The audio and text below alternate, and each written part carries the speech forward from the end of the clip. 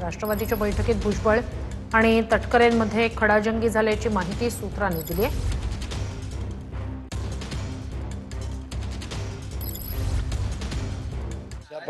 अशा प्रकारचे त्यांनी काही भावना व्यक्त केल्या नाहीत। फक्त त्यांनी आपल्याला टार्गेट केलं गेलं होतं।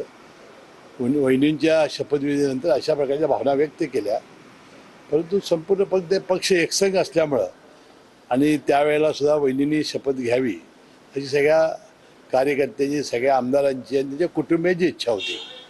त्यामुळे त्यावेळेला ह्या दोघांना फक्त टार्गेट करण्याचा प्रयत्न करण्यात आला, याबद्दलची खंत त्यांनी व्यक्त केली, हे खरं आहे। कालच्या बैठकीत राष्ट्रवादीचं जे काही वादळ होतं किंवा वाद होता, तो कालच्या बैठकीत पहिल्यातलं वादळ पहिलंच संपलं। हां, मी म्हटलं तर